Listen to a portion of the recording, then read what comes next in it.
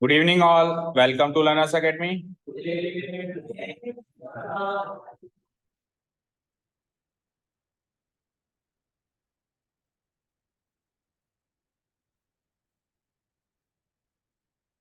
चलिए तो होपफुली आपको सबको सारे फॉर्मूले याद होंगे of all the objects which we have studied of all the 6 objects total मिला के कितने फॉर्मूले हैं लगभग 20-25 20-25 तो है तन्नू को भी याद होंगे। ठीक है तो आज फिर अपन रिवीजन सेशन नहीं स्टार्ट करेंगे और सीधे क्वेश्चंस पे चलते हैं और क्वेश्चंस के बीच बीच में मैं जिससे पूछूं वो बताएगा। ओके ये बड़ी अच्छी बात कही मैंने। क्वेश्चन नंबर 13.1 में क्वेश्चन नंबर 5th करना है, 4th हमने कल कर लिया, 4th तक हमने कल कर लिया। चलो start reading question number 5th। Topic name is surface area and volume and particularly जो पहली एक्सरसाइज है इसमें आपने अभी तक 4 क्वेश्चंस देखे, सब में सरफेस एरिया निकलवाएगा और रिजल्टिंग ऑब्जेक्ट का, किसी भी दो ऑब्जेक्ट को मर्ज करके रिजल्टिंग ऑब्जेक्ट का क्या निकलवाएगा, सरफेस एरिया। ओके 4 क्वेश्चंस में तो यही हुआ है, 5वां पढ़ते हैं। A hemispherical depression is cut out from one face of a cubical wooden block such that the diameter L of the hemisphere is equal to the edge of the cube. Determine the surface area of the remaining solid. Meaning समझ में आया? Gate लगाओ दोनों। Meaning समझ में आया? नहीं आया? ये वर्ड है यहाँ पे एक डिप्रेशन, ये समझ में आया क्या? देखो यहाँ पे इसका मीनिंग वो नहीं है एंगल ऑफ डिप्रेशन वाला, यहाँ पे इसका मीनिंग है कोई भी जब अपन किसी भी ऑब्जेक्ट को उसका कोई पार्ट अगर अपन अलग कर दें तो वो अलग किया हुआ पार्ट कहलाता है डिप्रेशन। ठीक है, अलग किया हुआ पार्ट क्या कहलाता है? डिप्रेशन। तो सुनो, एक क्यूबिकल वुडन ब्लॉक है कल की तरह, कल जो लास्ट क्वेश्चन किया उसमें भी क्यूबिकल वुडन ब्लॉक था ना। अब क्यूबिकल वुडन ब्लॉक में से एक हेमिस्फेरिकल डिप्रेशन काट के अलग कर दिया। अब आप इसको ऐसे समझो, देखो ऐसे समझो, सपोज करो आइसक्रीम का एक वो पैक आता है, क्यूबॉइडल शेप में आता है वैसे, हालांकि वो फैमिली पैक जिसको अपन बोलते हैं, घर पे कई बार आया होगा ना, तो वैसे तो क्यूबॉइडल शेप में होता है पर मान लो क्यूबिकल शेप में भी हो सकता है। अब उसमें से आइसक्रीम निकालने के लिए एक हमारे पास, आइसक्रीम वाले के पास तो रहता है, ये कई घरों में भी रहता है, एक कुछ स्कूप जिसको अपन बोलते हैं, स्कूप ऐसे वो एक उसमें अंदर कोई मशीन टाइप होता है, ऐसे करके अपन उसको दबाते हैं तो वैसे के वैसे स्कूप निकल जाता है जिसको अपन उस कोन में डालते हैं फिर बाद में। देखा होगा ना, समझ गए? तो जिस तरीके से अपन उस क्यूबिकल ब्लॉक में से वो आइसक्रीम का स्कूप डिप्रेस कर रहे हैं, अलग कर रहे हैं, वैसे इस क्यूबिकल वुडन ब्लॉक में से एक हेमिस्फेरिकल डिप्रेशन बाहर निकाल दिया गया। समझ आया क्या? समझ आया? आ गया। तो ये तो पता चला हो क्या रहा है। जो क्यूबिकल ब्लॉक है उसकी डायमीटर क्या है? L। तो ये तो क्लियर है कि इसका आंसर L की फॉर्म में आने वाला है क्योंकि न्यूमेरिक वैल्यू तो गिवन नहीं। ठीक है, अब सुनो, इस तरीके से उसको काटा गया कि जो हेमिस्फेरिकल डिप्रेशन है उसकी डायमीटर जो है क्यूब की एज से मैच करती है, इक्वल है। तो ऐसा का ऐसा कल हो रहा था, कल और आज वाले क्वेश्चन में डिफरेंस क्या है? कल क्यूबिकल ब्लॉक के ऊपर हेमिस्फीयर रखा गया था, आज क्यूबिकल ब्लॉक में से हेमिस्फीयर बाहर निकाला जा रहा है। तो यूं कह सकते हैं कि कल जो है क्यूबिकल ब्लॉक पे उल्टा हेमिस्फीयर रख के उन दोनों से मर्ज फिगर बनाया जा रहा था, या यूं को बड़ा फिगर बनाया जा रहा था। आज क्या करेंगे? बड़ा फिगर नहीं बनाना, उल्टा क्यूबिकल ब्लॉक में से हेमिस्फीयर बाहर निकालना है। तो ऑब्वियस बात है कि कल के मुकाबले आज छोटा फिगर है, या छोटा ऑब्जेक्ट ऐसे कह सकते हैं, या यूं कह सकते हैं कम वॉल्यूम वाला ऑब्जेक्ट है, ये तो कह सकते हैं। ठीक है, लेकिन उसने वॉल्यूम नहीं पूछा, उसने क्या पूछा है? Determine the surface area of the remaining solid. तो वो वुडन ब्लॉक था, उसमें से जैसे ही मैंने उसको निकाला तो जो रिमेनिंग सॉलिड बचा हुआ है हमारे पास क्यूबिकल ब्लॉक का, उसका सरफेस एरिया निकालना है। उसका क्या निकालना है? Surface area. अब सुनो, पिछले यानी कल वाले क्वेश्चन से कंपेयर करते हैं, एक ही चीज का जवाब देना मुझे। कल हेमिस्फीयर के ऊपर नहीं, कल क्यूबिकल ब्लॉक के ऊपर हेमिस्फीयर था, आज क्यूबिकल ब्लॉक में से हेमिस्फीयर बाहर निकाल दिया गया है। तो कल जो सरफेस एरिया था और आज जो सरफेस एरिया होगा उसमें से ज्यादा सरफेस एरिया किसका होगा? सोच के, आज वाले का ज्यादा होगा।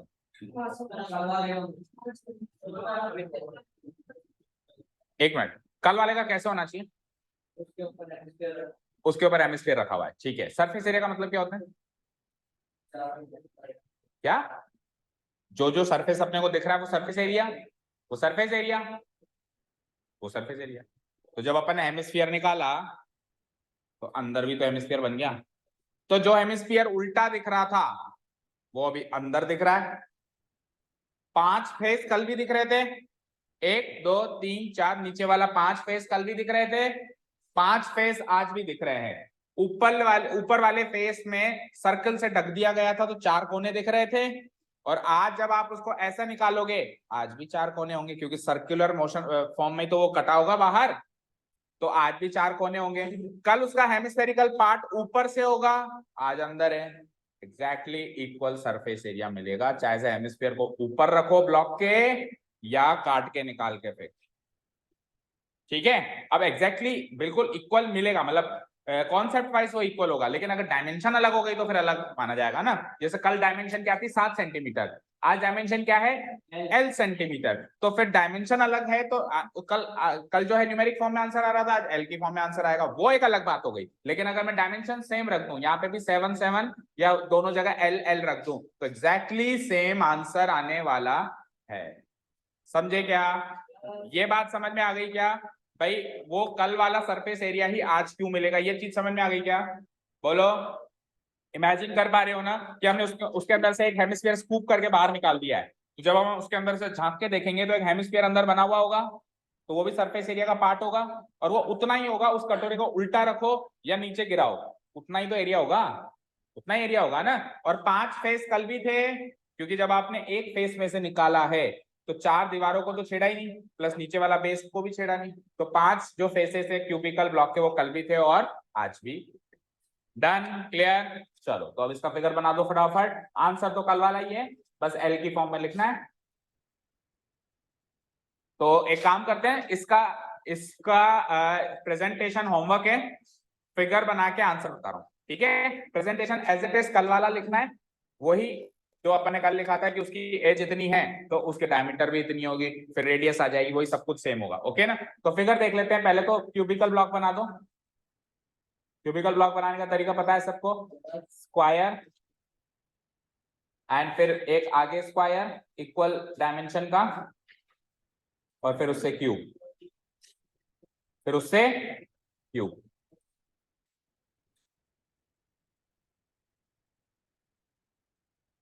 ये बन गया क्यूब। अब कटोरा ऊपर नहीं है, अंदर है, अंदर से कटा हुआ है, तो सर्कुलर बेस तो बनेगा ही बनेगा, जैसे कल बन रहा था, लाइक दिस। कल जैसे बन रहा था ना सर्कुलर बेस, वो तो बनेगा ही बनेगा।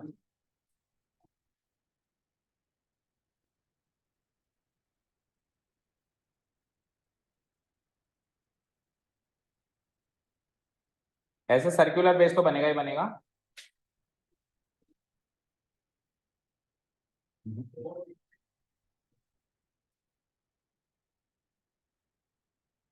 ऐसे सर्कुलर बेस बनेगा, एंड देन फिर जो जो हम कल देखो, इधर देखो स्क्रीन पे, कल हम ऐसे बना रहे थे इसका सी से, आज ऊपर ना बना के कैसे बना देंगे? अंदर, मतलब ब्लॉक के अंदर, ठीक है, नीचे की साइड। समझे क्या?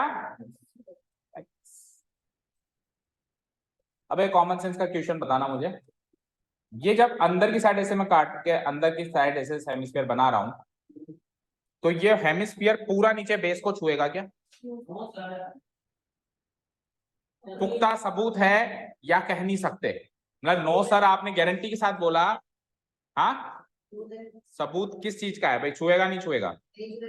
नहीं छुएगा। रुद्र आपके पास सबूत है कि छुएगा नहीं छुएगा नीचे बेस को? नो सर किस चीज का आंसर दे रहा है? नो सर सबूत नहीं है या छुएगा नहीं?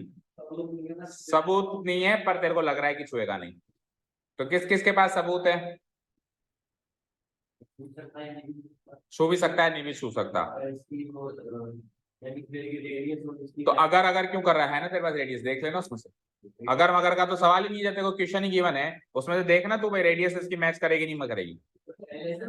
अब सुनो इधर स्क्रीन पे, स्क्रीन पे देखो, इसकी डायमीटर इसकी एज के बराबर है ना, तो इसकी ये वाली एज भी तो डायमीटर के बराबर हो गई, मतलब हाइट, इसकी हाइट भी इसकी डायमीटर के बराबर हो गई, और हेमिस्फीयर की हाइट तो रेडियस जितनी होती है, यानी इसके आधे तक ही जाएगा, ये पूरे तक नहीं जाएगा। पूरे तक तब जाता जब ये स्फीयर होता, जब ये हेमिस्फीयर ना होके क्या होता, स्फीयर होता। अगर ये स्फीयर होता तो स्फीयर की जो हाइट होती है वो डायमीटर से मैच करती है, हेमिस्फीयर की हाइट डायमीटर से मैच नहीं करती, जस्ट रेडियस से मैच करती है।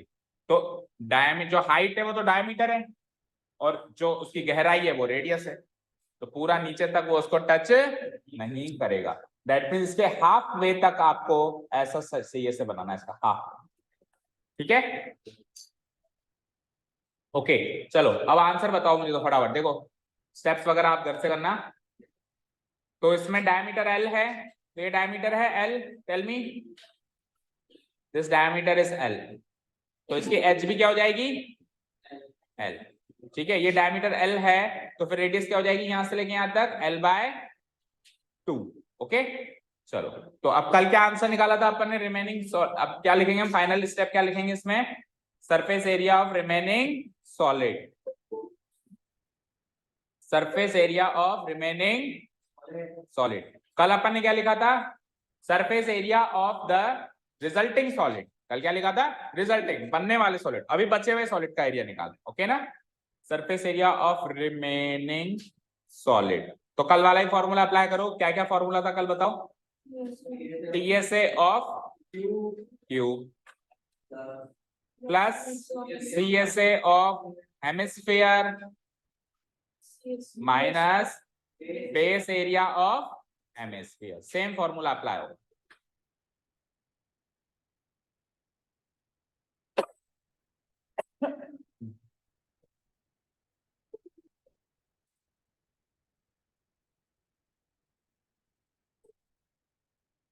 Okay so TSA of Q बोलो 6A square plus CSA of hemisphere बोलो R स्क्वायर, और base area pi R square, तो 2 पाई R स्क्वायर में से 1 पाई R स्क्वायर जाएगा, तो बचेगा 1 पाई R स्क्वायर। ठीक है, तो देखो साइड क्या होगी, यहाँ पे H क्या होगी, साफ साफ गिवन है कि साइड जो है दैट इज A, वो उसकी किसके बराबर है, डायमीटर के बराबर है ना, तो डायमीटर क्या है L, तो इसकी जगह पे L लग जाएगा 6L स्क्वायर, और पाई यानी कि पाई को पाई रखो, और R यानी कि L/2 का होल स्क्वायर, थोड़ा सा और सॉल्व करो, so it is like 6L square plus pi L square, 2 का स्क्वायर 4, तो यहाँ से L square can be taken as common, तो जब मैं L स्क्वायर को कॉमन लूंगा तो अंदर क्या बचेगा, 6 प्लस पाई/4, 6 प्लस और 6 4 जा 24, तो 24 plus pi whole divided by 4। अब आप इसमें से L स्क्वायर/4 भी बाहर ले सकते हो, जो 4 अंदर बैठा है इसको भी चाहो तो बाहर ले सकते हो, स्क्वायर यूनिट्स मैच करो आंसर, क्योंकि सेंटीमीटर मीटर तो गिवन है नहीं।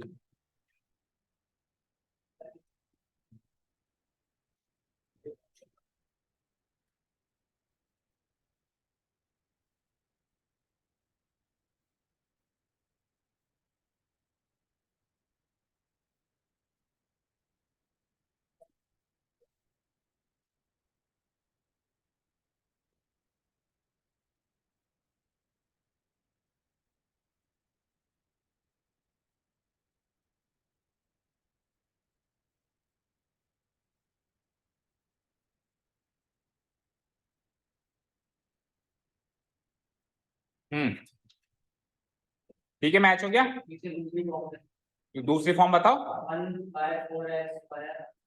हाँ ठीक है, मैंने क्या कहा, 4 को बाहर निकालो, 4 को देखो ऊपर देखो, अगर मैं 4 को बाहर निकालू तो उसको क्या लिख सकता हूँ, L स्क्वायर/4 देन 24 प्लस पाई। ठीक है, अब L स्क्वायर/4 को क्या लिख सकते हो, 1/4 L स्क्वायर, और फिर वही मल्टीप्लाइड बाय 24 प्लस पाई, ऐसे लिखो ऐसे लिखो ऐसे लिखो, सब सही। ठीक है, क्लियर है, बोलो कोई डाउट। अच्छा, कल जो थी साइड क्या थी उसकी, 7 सेंटीमीटर, तो इस वाले इस फाइनल आंसर में अगर आप L की वैल्यू 7 रख दो तो कल का आंसर भी आ जाएगा।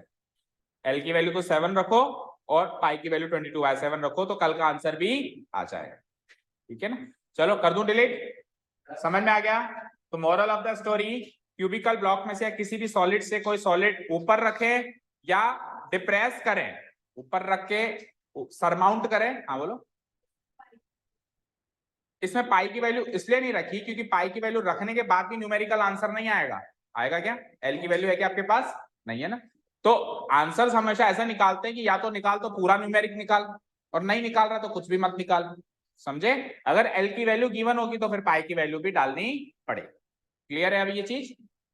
ठीक है ना। और किसी को डाउट है कि पाई की वैल्यू क्यों नहीं रख रहे हम? क्योंकि हमको एल की वैल्यू भी नहीं पता, तो पाई की वैल्यू रखेंगे तो उल्टा अभी से ज्यादा कॉम्प्लिकेटेड आंसर बनेगा। 22/7 रखोगे तो, है ना। और सॉल्व फिर भी नहीं होगा क्योंकि न्यूमेरिक वैल्यू तो वैसे भी नहीं आनी जब तक एल की वैल्यू नहीं पता। समझे? ओके, कर दूं डिलीट? ठीक है। क्वेश्चन नंबर 6 देखो, ए मेडिसिन कैप्सूल, अब ये फिगर बना हुआ भी है यहाँ पे। अब देखो, ए medicine capsule is in the shape of a cylinder. Medicine capsule की शेप देखो आप एक बार, मतलब उसका फॉर्मेशन देखो कैसे बन रहा है। वो सिलेंड्रिकल शेप है पर परफेक्ट सिलेंडर नहीं है। आजू बाजू देखो उसके क्या है। A medicine capsule is in the shape of a cylinder with 2 hemispheres stuck to each of its ends. देखो ध्यान से देखो, ये सिलेंडर यहीं खत्म हो गया, ये सिलेंडर यहीं खत्म हो गया। देखो इस जगह पे आ गया। समझे? या थोड़ा और थोड़ा सा पर्टिकुलरली बनाऊं तो ऐसे, ठीक है। और ये इसका सेंटर, ये इसकी रेडियस। तो सिलेंडर तो यहीं पे खत्म हो गया है ना। और सिलेंडर, अब सिलेंडर जब खत्म होगा, आप खुद सोचो, सिलेंडर जब खत्म होगा तो उसके इस फेस पे दोनों पे सर्किल होगा, सर्किल होगा ना। और वो सर्किल दिखने में तो वो सर्किल है, नहीं देखा जाए तो वो फ्लैट फिगर है ना, प्लेन फिगर है ना। मतलब फ्लैट होगा ना वो, यहाँ से ऐसे घुमावदार थोड़ी ना होगा जैसे कि दिख रहा है। तो फ्लैट होगा, ऐसे फ्लैट। आप ऐसे हाथ लगा सकते हो, अभी आप इस कैप्सूल को हाथ नहीं लगा सकते क्योंकि कैप्सूल फ्लैट थोड़ी ना है। तो क्यों नहीं है वो फ्लैट? क्योंकि उसकी आजू बाजू में हेमिस्फीयर्स को स्टक कर दिया अपन ने, चिपका दिया। ठीक है, तो अब आप देखो ये एक हेमिस्फीयर है, चेक करो, ये बेस से बेस मिल गया, हेमिस्फीयर के बेस से सिलेंडर का बेस मिल गया। तो ये रेड साइड वाला जो रेड कलर में जो है वो हेमिस्फीयर, एंड उस साइड भी एक और हेमिस्फीयर। तो क्लियर है इसका फॉर्मेशन सभी को? सिलेंडर के आजू बाजू 2 हेमिस्फीयर्स, 2 कटोरे। ओके, क्योंकि क्योंकि हेमिस्फीयर का जो बेस होगा वो भी फ्लैट सर्किल होगा, इधर सिलेंडर का बेस भी क्या होगा? फ्लैट सर्किल होगा। तो फ्लैट सर्किल से फ्लैट सर्किल स्टक हो जाएगा, सिमिलरली साइड भी हो जाएगा। ठीक है, आगे बढ़ते हैं। The length of the entire capsule, पूरे कैप्सूल की लेंथ गिवन है यहां से लेकर और यहां तक 14 mm मतलब सेंटीमीटर का 1/10 पार्ट, मिलीमीटर सेंटीमीटर का 1/10 पार्ट। आपके रूलर या स्केल में जो सेंटीमीटर होता है उसको 10 पार्ट्स में डिवाइड करके छोटे छोटे लाइंस खींची हुई हैं, वो एक एक लाइन एक एक mm की है। हाँ, जैसे आपने कहा 1.6, तो 1.6 का मतलब है 16 mm, इसका मतलब क्या है? 16 mm। ओके, चलो आओ। और इसकी डायमीटर, कैप्सूल की डायमीटर दे रखी है। अब देखो कैप्सूल की डायमीटर दे रखी है तो कैप्सूल जिन जिन ऑब्जेक्ट से बना हुआ है उनकी डायमीटर भी वही होगी। तो ये जो डायमीटर है, ये डायमीटर 5 mm, ये हेमिस्फेरिकल पार्ट की भी हो जाएगी और सिलेंड्रिकल पार्ट की भी हो जाएगी, क्योंकि कैप्सूल की डायमीटर है तो कैप्सूल के अंदर जो जो भी 3D ऑब्जेक्ट्स हैं उसकी डायमीटर सेम वही हो जाएगी। ठीक है, आपको क्या चाहिए? वही ले दे के सरफेस एरिया। ओके, कैप्सूल खाया होगा ना सभी ने इस टाइप का। आप कोई भी मेडिसिन वाला कैप्सूल कभी भी खाया हो या देखा हो तो आप उसको इमेजिन करो, वो होता ही ऐसे ही होता है, वो सिलेंड्रिकल, और सिलेंड्रिकल के अगल बगल में हेमिस्फीयर्स, ऐसा ही होता है ना। ठीक है, क्या सिलेंडर के बाद सर्कल नहीं है, कटोरा सर्कल नहीं होता। देखो मेरी बात सुनो, अगर आप सिलेंडर कहोगे तो सिलेंडर तो सर्किल पे एंड हो गया, लेकिन वो फ्लैट है। वो कैसा है? फ्लैट है। तो अब आप एक कैप्सूल को इमेजिन करो, कभी आपने देखा हो तो वो फ्लैट थोड़ी ना मिलता है आपको ऐसे, इस टाइप से यहाँ पे हेमिस्फीयर्स लगे रहते हैं, और हेमिस्फीयर और सर्किल अलग अलग चीज होती है। समझ गए ना? क्लियर है? चलो, तो इसका फिगर थोड़ा सा मोर पर्टिकुलरली बना के दिखाते हैं आपको।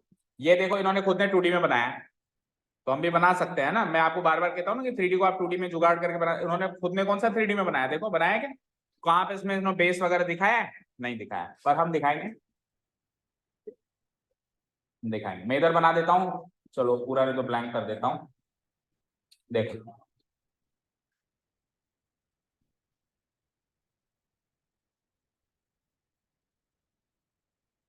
ये तो हो गई सिलेंड्रिकल हाइट, फिर आ जाइए ये हो गया आपका सिलेंडर का बेस,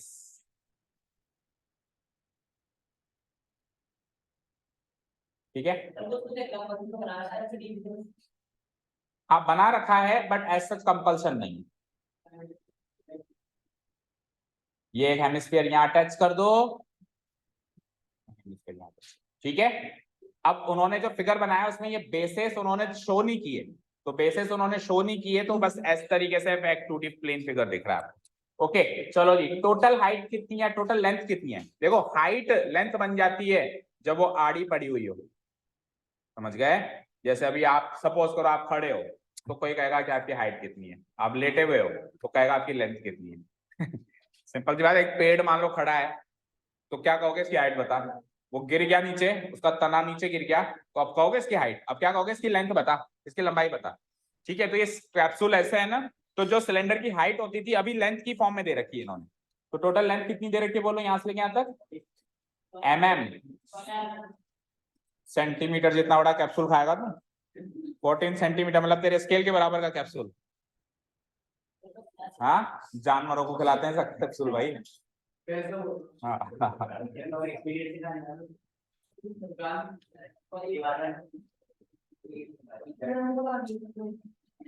14 mm,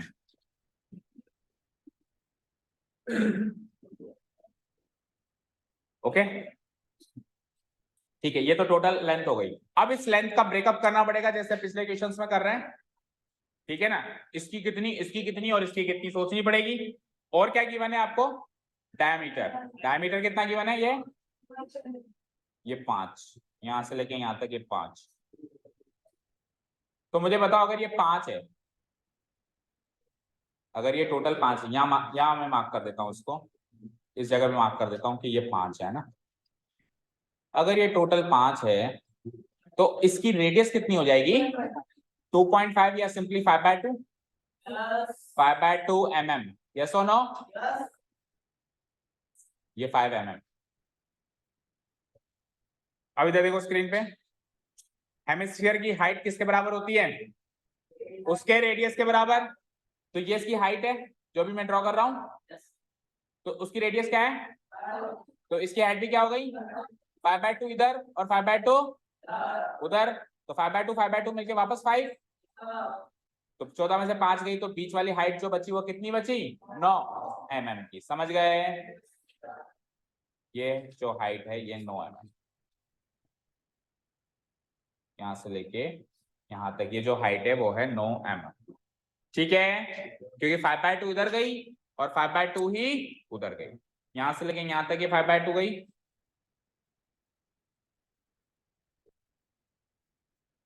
और यहां से लेके यहां तक अगेन ये 5/2 mm गई, हेट इसकी बंदा start writing, hate is given that a capsule is in the form of, a capsule is in the form of a cylinder with hemispherical ends, उसके ends कैसे हैं, hemispherical है, with hemispherical ends such that so first of all diameter लिख देता हूं मैं,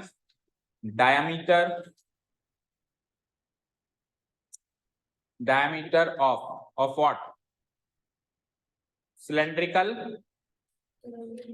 या एक काम करो कैप्सूल लिख देता हूं मैं तो दोनों का हो जाएगा ना, दो बार नहीं लिखना पड़ेगा क्योंकि उन्होंने भी तो कैप्सूल ही लिखा है, डायमीटर ऑफ कैप्सूल उसको लेटर डी से मार्क कर देते हैं, दैट इज लेटर डी, कितना गिवन है 5 mm, सो स्ट्रेट अवे यहां से निकालेंगे रेडियस ऑफ कैप्सूल,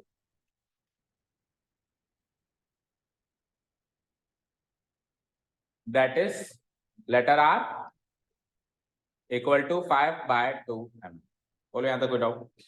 चलो अब हाइट की बात करें तो अगर कैप्सूल की रेडियस 5/2 mm है तो हेमिस्फेरिकल पोर्शन की हाइट भी 5/2 mm हो जाएगी।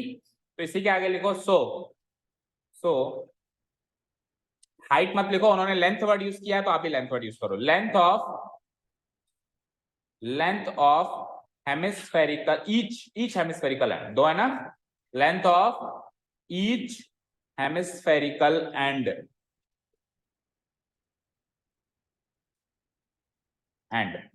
इक्वल टू होगा radius of hemispherical hand, radius of each hemispherical end equal to हो जाएगा वो 5/2 mm, equal to what? 5/2 mm। चलो ये हो गई इसकी लेंथ। अब टोटल लेंथ गिवन है also, total length of capsule, total length of capsule कितनी गिवन है बोलो? 14 mm। सामने डाल दो गिवन। सो यहां से आप निकाल लो length of cylindrical part, length of cylindrical portion या सिलेंड्रिकल पार्ट। इसको लेटर क्या देंगे हम?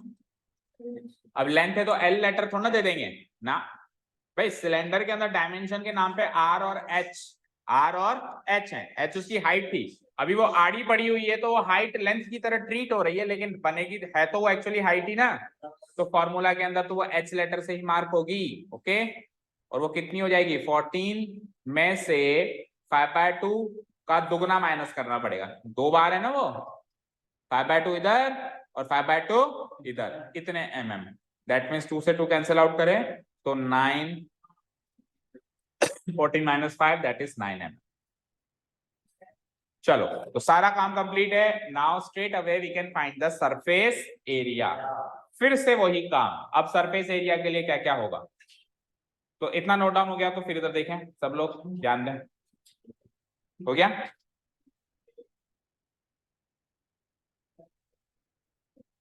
चलिए इधर ध्यान दें।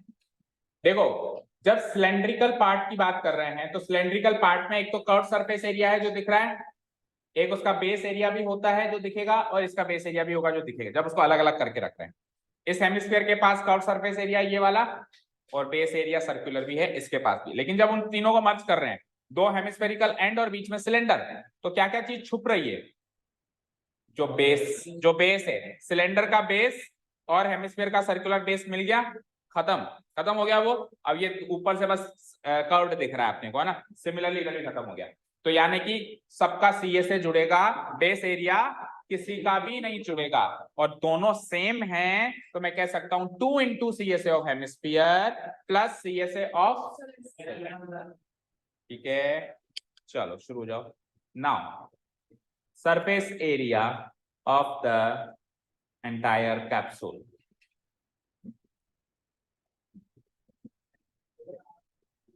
of the entire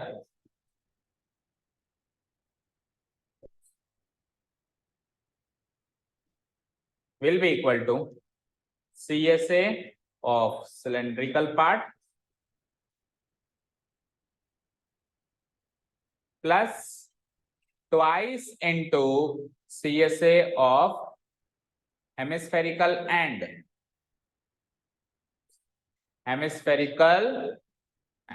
चलो फॉर्मूला वाइज आ जाओ। तो सिलेंडर का CSA मुझे बताओ, तन्नू बताओ, CSA ऑफ सिलेंडर 2πRH, सही है, ठीक है। 2 × भव्य बताओ CSA ऑफ हेमिस्फीयर,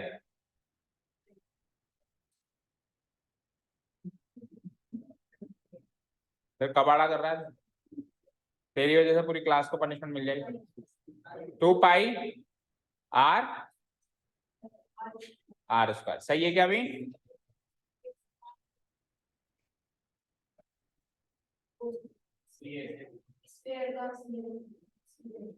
अच्छा तू पहले लिखेगा 2 × CSA of hemispherical end equal to TSA of sphere, इतना लिखेगा तो इतना यही लिख दे डायरेक्ट, ठीक है। चलो आओ सो अब इसमें से क्या क्या कॉमन आ रहा है, देखो बस 2 ही कॉमन आ रहा है, 2 पाई आर, यहां से बचा h, वहां से क्या बचा, एक 2 बच गया ना, 2 इंटू 2 पाई आर स्क्वायर था ना, तो एक 2 भी बच गया और एक r भी बच गया, एक 2 भी बच गया और एक r। अब वैल्यूज पुट अप कर दो, 2 इंटू 22/7 इंटू रेडियस थी 5/2 है ना, हाइट मतलब कैप सिलेंड्रिकल पोर्शन की लेंथ थी, cylindrical portion 9 mm plus 2 into again r क्या था 5/2। इसको सॉल्व करते हैं हम, तो 2 से 2 ये खत्म हो गया, सो ये बचता है 22/7 इंटू 5 तो बाहर, 2 से 2 ये खत्म हो गया, 9 और 5 14, 14, 7 7 7 से 2 टाइम्स, 5 2 जा 10 into 22 mm square, answer 220 mm square is the final answer to the question. Match कर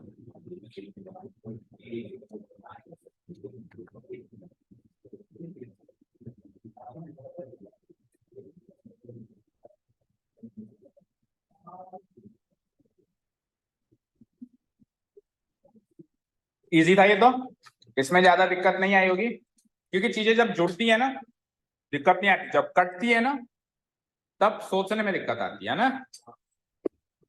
नेक्स्ट क्वेश्चन कर दूं डिलीट, कुछ नोट डाउन करना है किसी को, कुछ बच गया हो?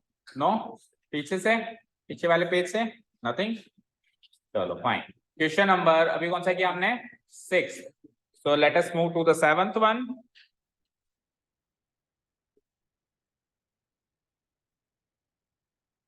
Let's move to the question number 7।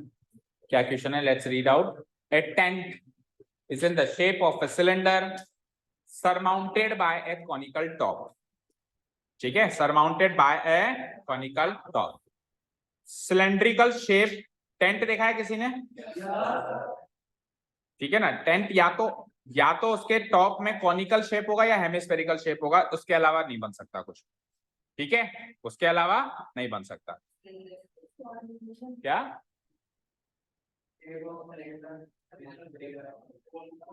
अरे ऐसा है, ये सिलेंड्रिकल और उसका टॉप कैसा है, टॉप कैसा है, कॉनिकल, ठीक है। स्क्वायर टेंट वो घर वाला टेंट होता है, जो मतलब बच्चों वाला टेंट आता है। क्या स्क्वायर आता है, ठीक है, तो आ जाओ, इस तरीके का टेंट है, ऊपर कॉनिकल टॉप है लाइक दिस, ओके, और बेस जो हो जाएगा उसका, इसका बेस और उसका बेस अगेन मर्ज होके कॉमन बेस बन रहा है। अब डायमेंशंस नोट डाउन कर लेते हैं बस अब। Let's note down the dimension. If the height and the diameter of the cylindrical part are 2.1 and 4 meter respectively, cylindrical part की height and diameter note करते हैं पहले अपन। cylindrical part की height क्या है, 2.1 मीटर, और ये कौन सा टेंट है, ये ऐसा टेंट है, ठीक है। हाँ आ जाओ, cylindrical part की height क्या है बोलो, 2.1, और डायमीटर क्या है 4 मीटर। चलो मार्क करो, तो हाइट तो हो गई, यहां से लेके सेंटर से सेंटर हाइट होती है, ये हाइट कितनी है 4 मीटर, नहीं 4 मीटर हाइट नहीं है, 2.1 मीटर, 2.1 मीटर, ये तो हो गई सिलेंड्रिकल पार्ट की हाइट, ठीक है, ठीक है। और इसकी फिर रेडियस कितनी है, इसकी अगर डायमीटर 4 मीटर है ना, यहां से लेके यहां तक ये डायमीटर की क्या है 4 मीटर, ये डायमीटर 4 मीटर है, तो उसकी फिर रेडियस कितनी हो जाएगी, ये वाली 2 मीटर हो जाएगी आधी, डन। और क्या क्या गिवन है, और जो कॉनिकल पार्ट है उसकी स्लैंट हाइट गिवन है, कॉनिकल पार्ट की क्या गिवन है बेटा 2.8 मीटर, स्लैंट हाइट ये होती है बेटा। तो पहली बार कौन से पाला पड़ रहा है इस साल, आगे क्या पहले, हाँ कौन आ गया है, स्लैंट हाइट में फंसे थे शायद हम उसमें, ठीक है, 2.8 मीटर ये हो गई इसकी स्लैंट हाइट, यहां से लेके यहां तक। चले आगे, अब क्वेश्चन पढ़ो। Find the area of the canvas used for making the tent. खड़े हो दोनों, बाहर चलो, जल्दी चलो।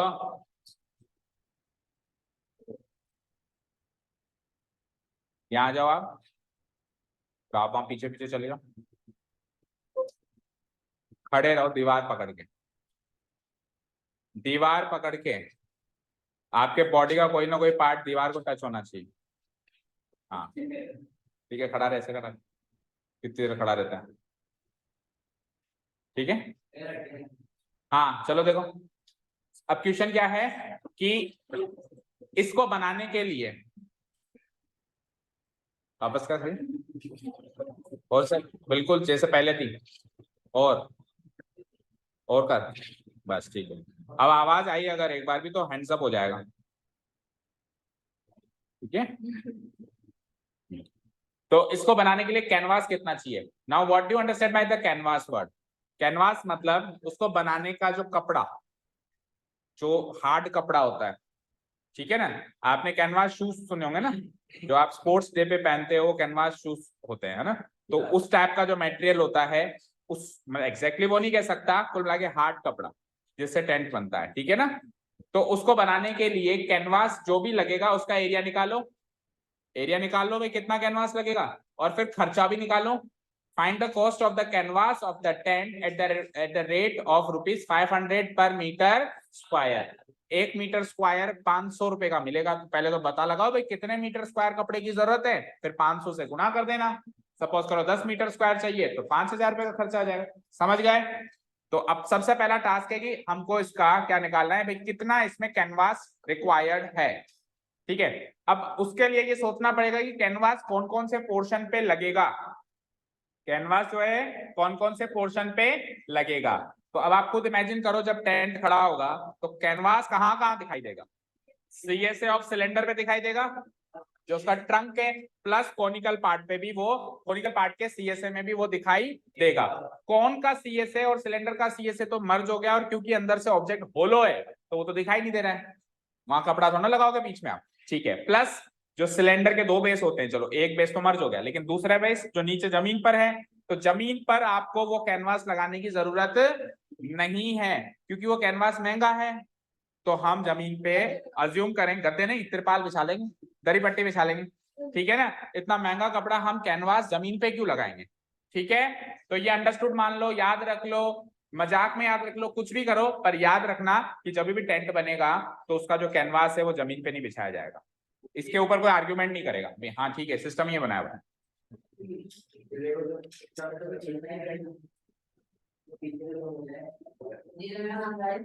चलो इधर आओ, तो लिखो हेड इसी होता है। तो सी से निकालना है दोनों का, अगेन दोनों का क्या निकालना है, और फिर ऐड करना है। इसका सी से क्या होता है, इसका क्या होता है, सामग्री सारी रेडी है, ठीक है ना। इसका एल भी है पता, इसका रेडियस भी पता है, इसका रेडियस हाइट सब पता है इस बार तो हमको, है ना। So here it is given that, इस बार कुछ भी एक्स्ट्रा नहीं निकालना, सीधे सी से निकालो, 500 से गुणा करो, तो इजी है काफी क्वेश्चन, है ना। It is given that, देखो आपको इंटरव्यू दे रखा है, पढ़ना चाहो तो, note that the base of the tent will not be covered with the canvas. महंगा है काफी कैनवास, तो बेस ऑफ द टेंट को उससे कवर हम करेंगे, ठीक है। पर एग्जाम में ऐसा कोई नहीं होगा, हमको याद रखना पड़ेगा। It is given that A tent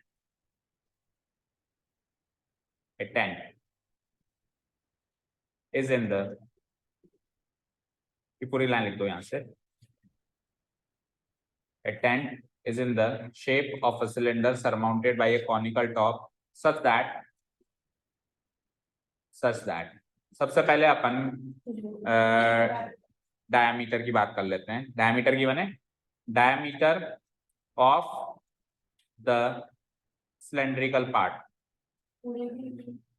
उसने नहीं दे रखा ना पूरे की, उसने देखो क्या कह रखा है, if the height and diameter of cylindrical part, उसके साथ चलना पड़ेगा, इसलिए क्वेश्चन में उसने पूरे की आगे होके दे रखी थी, ठीक है।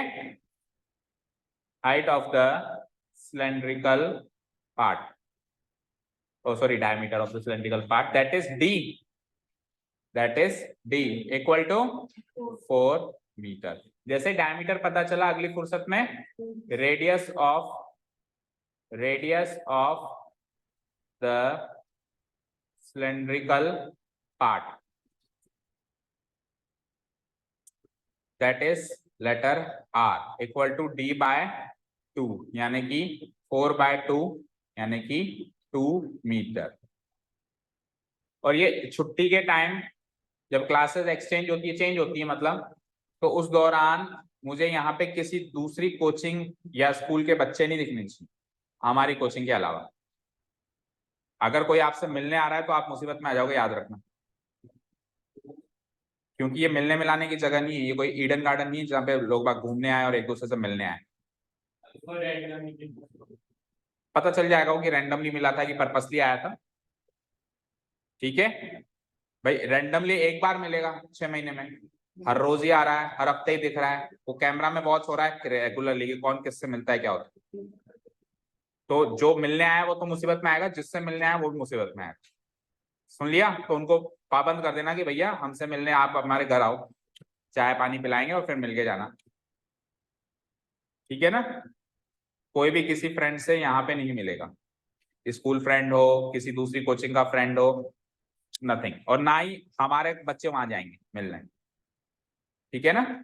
इस चीज का भी ध्यान रखना।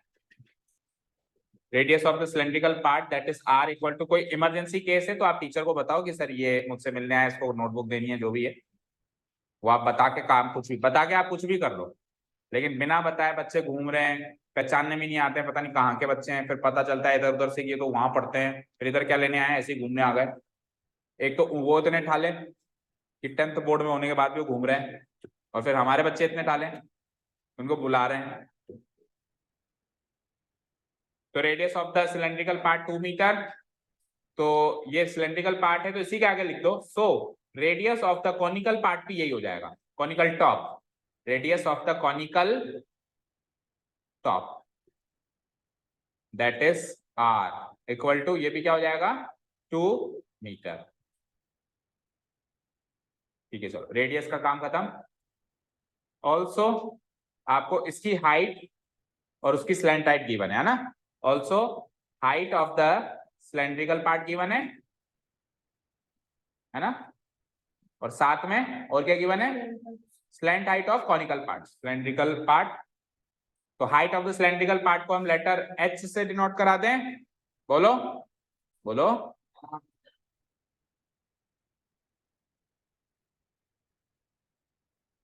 सही रहेगा क्या उसको एच से डिनोट कराना? सोचो जरा, हंसो मत। अब सुनो, सही पूरी तरीके से सही नहीं रहेगा, क्योंकि आप उसकी स्लैंट हाइट को एल से डिनोट करा रहे हो तो कहीं ना कहीं उसकी हाइट एच है। आप लिख नहीं रहे वो एक अलग बात है, लेकिन इस कोन की हाइट एच हो गई ना, क्योंकि उसकी स्लैंट हाइट एल है। समझे क्या? कल को स्लैंट हाइट नहीं गिवन होती, हाइट गिवन होती और निकालते आप स्लैंट हाइट, तो उसकी हाइट को एच से डिनोट कराते ना, तो फिर यहाँ पे कैपिटल लेटर स्मॉल लेटर्स का सहारा लेना पड़ेगा।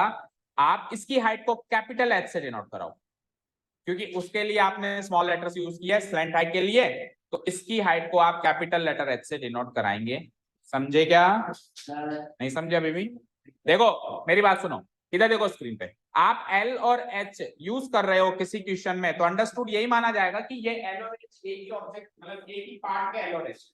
भाई एल अगर स्लैंट हाइट कॉनिकल पार्ट का है तो अंडरस्टूड यही माना जाएगा कि हाइट भी कॉनिकल पार्ट की है, ये अंडरस्टूड माना जाएगा। हाँ, इसको आप अलग कर दो, कैपिटल एच कर दो। इसको जैसे ही आप कैपिटल एच करोगे तो ऑटोमेटिकली इंटरेस्ट किया जाएगा कि कोई अलग ऑब्जेक्ट है वो। समझे क्या? तो इन बातों पे ध्यान रखना है आपको। तो height of the cylindrical part that is capital H equal to what, 2.1 metre. ठीक है, एंड साथ में स्लैंट हाइट भी तो गिवन है कॉनिकल पार्ट की, slant height of the conical part that is, अब दोनों की रेडियस सेम थी इसलिए मैंने कॉमन लेटर आर ले लिया। लेटर से रेडियस भी अलग अलग होती तो उसके सारे लेटर से स्मॉल हो जाते, कॉनिकल पार्ट की रेडियस स्मॉल आर हो जाती और सिलेंड्रिकल पार्ट की रेडियस कैपिटल आर हो जाती, बट क्योंकि सेम है तो हमने सेम लेटर का अज्यूम कर लिया। That is small letter l equal to कितना गिवन है, 2.8। तो सारा सब कुछ नोट डाउन हो गया। अब निकाल लें हम area of the canvas used for making the tent. Now next page से निकालते चलो। Now area of the canvas, area of the canvas used for making the tent, for making the tent, equal to, बोलो दोनों का सी S ए जोड़ दें, दो ही objects हैं यहाँ पे, C S A of cylindrical part, C S A of cylindrical part plus CSA of conical top, CSA of conical top। एक दूसरे पे गुस्सा आ रहा है या खुद पे गुस्सा आ रहा है या मुझ पे आ रहा है? आ ही नहीं रहा है, हंसी आ रही है, मजा आ रहा है? हाँ जी, सिलेंडर का CSA बताओ ईशानी, एंड अब CSA ऑफ कौन बताओ? 2 pi r square,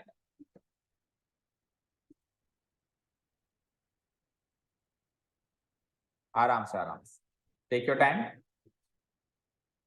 CSA of कौन, ठंडे दिमाग से सोच के बताओ, CSA ऑफ कौन? भाई यार, अब देखो आपने ईशानी गलत बताया, क्या बताया आपने, क्या बताया? 2 पाई आर एच, कृति का बताना, very good, 2 pi are capital H, in this situation it is capital H, ठीक है, 2 पाई आर कैपिटल एच, क्योंकि उसकी हाइट को अपन ने कैपिटल एच से डिनोट कराया है। सो टेल मी क्या क्या चीज कॉमन आ जाएगी? Only the pi r thing will be common, twice of height of cylinder will be inside, and इधर क्या इनसाइड रह जाएगा? Slant height. चलो नाउ पुट द वैल्यूज, 22/7, क्या रेडियस थी? 2 मीटर, 2 इंटू हाइट क्या थी उसकी? 2.1 प्लस उसकी स्लैंट हाइट क्या थी?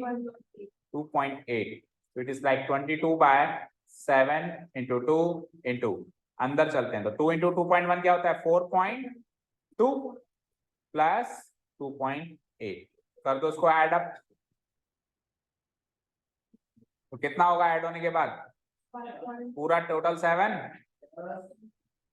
टोटल 7 हो गया ना, 4 और 2 6, 7 से 7 खत्म, 22 into 2 यानी 44 मीटर में था सब कुछ। पहले क्वेश्चन का आंसर तो आ गया, चेक करो, 44 मीटर स्क्वायर मैच हुआ। आंसर किस है? क्या चलता है क्या देखना, तो उसको यहां रख देना अभी जाते टाइम, ठीक है। Second part, now it is also given that, अब अगली बात जो गिवन है वो लिखते हैं, it is also given that cost of 1 metre square canvas, 1 metre square canvas की कॉस्ट कितनी गिवन है? ₹500, 500 रुपए मीटर का कपड़ा ही, मीटर स्क्वायर का। Hence total cost of canvas, total cost of canvas will be equal to, भैया 1 metre के तो 500 लगेंगे, हमारे पास कितने मीटर है, मतलब कितने मीटर स्क्वायर है? 44 मीटर स्क्वायर है, तो 44 मीटर स्क्वायर के इससे मल्टीप्लाई कर दूं मैं,